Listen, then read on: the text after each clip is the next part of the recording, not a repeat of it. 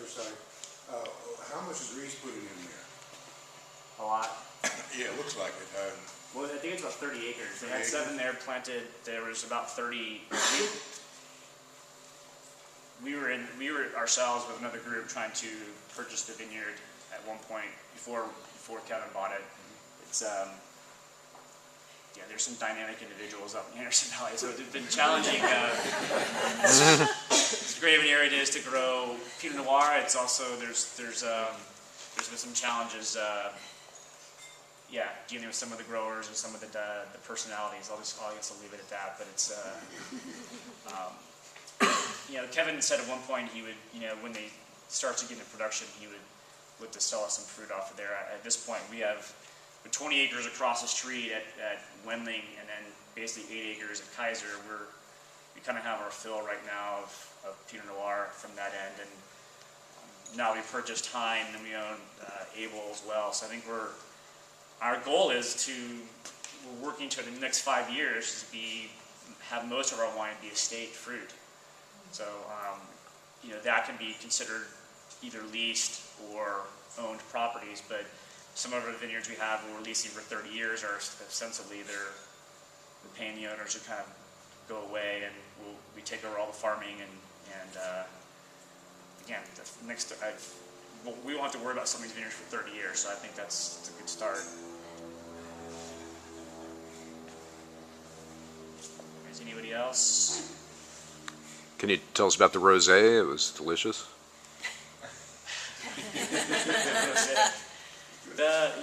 Rosé's fun. I mean, I love rosé, so it's Pinot Noir rosé, and it's good for summer. We just make a few hundred cases of it. Last year, I think we made like 800 cases of it. So it's a bleed of basically a Saunier of the two ensemble of Pinot Noir, and basically bleed the tanks when they, you know, a day or so after they get crushed, and put in the stainless fermenters just outside the room here, and it ferments there until it's dry, hopefully, and then we'll, you know, 2008 we had some challenges because of the smoke issues we had in Anderson Valley, and it kind of caused some toxicity issues with some of the yeast. So our 08 didn't go as dry as I would have liked, but those are just part of the challenges you have with viticulture. You know, it's dealing with Mother Nature. So, but how far do you plan to go with Chardonnay? It's first bottling, but how much more do you want to get into that? Not much more. It's a surprise that it. I mean, it's Ernest and Ruth Ann Kaiser. They own the Kaiser Vineyard.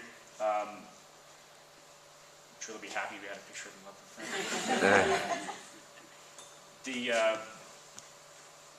You know, Chardonnay. I mean, it kind of fits within the.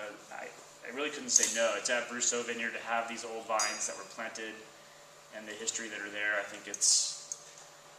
I didn't make Chardonnay because I always have the standard I have for my own ideology for Chardonnay is such that I didn't think I could make one that would kind of fit within certainly the current model of a Copain wine. So I think you'll see that it kind of definitely is more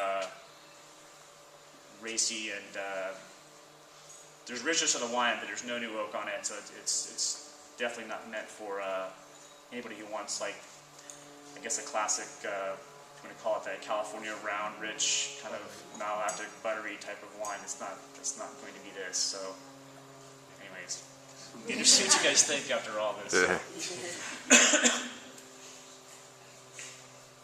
We are making Chardonnay from Anderson Valley, now that I say that.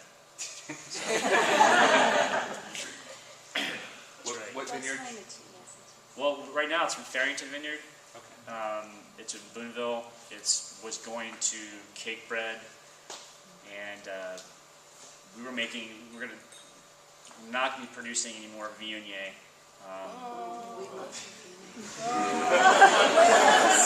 Don't do that to me. No, well, unfortunately, it's just one of those things where, you know, we do distribute the two ensemble wines, and it just, once you leave California and New York, unless the Viognier just doesn't seem to resonate with a lot of people. And,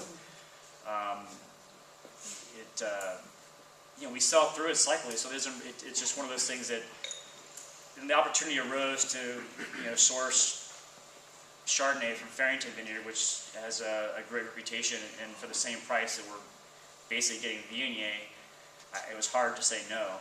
And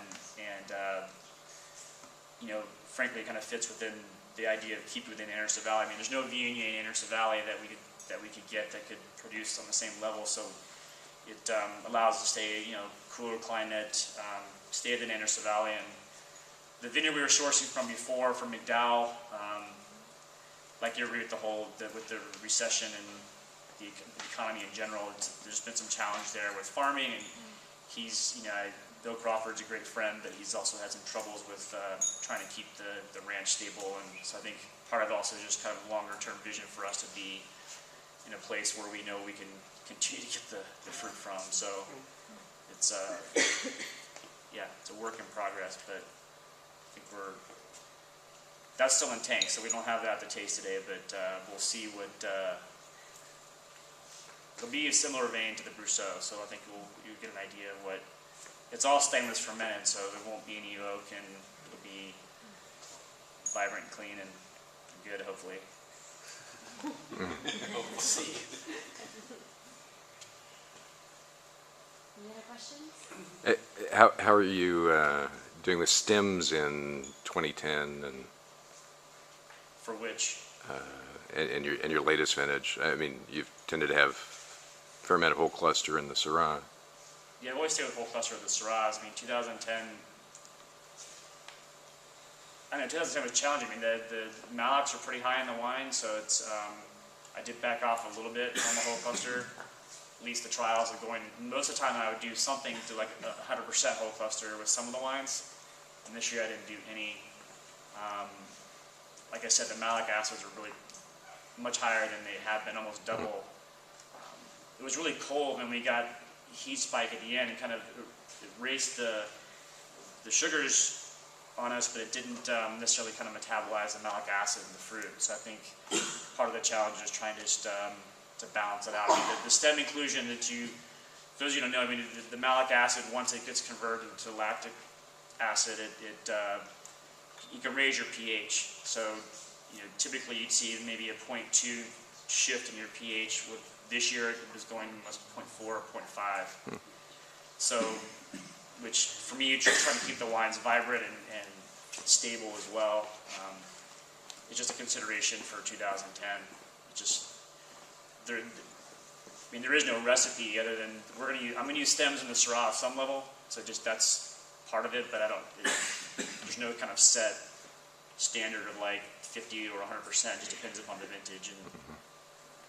But I think overall 2010 there'll be more pliant kind of wines. The wines aren't as low in pH. The acids are there, but I think they'll be more open knit. So if those of you buy the 2009s, I think the Pinots are kind of meant to kind of like put away for a while. I think 2010 will probably give you more pleasure those earlier, if I had to guess right now. But again, proof will be in the bottle, and when you guys open the bottle, see what you like. So it really depends on what you like.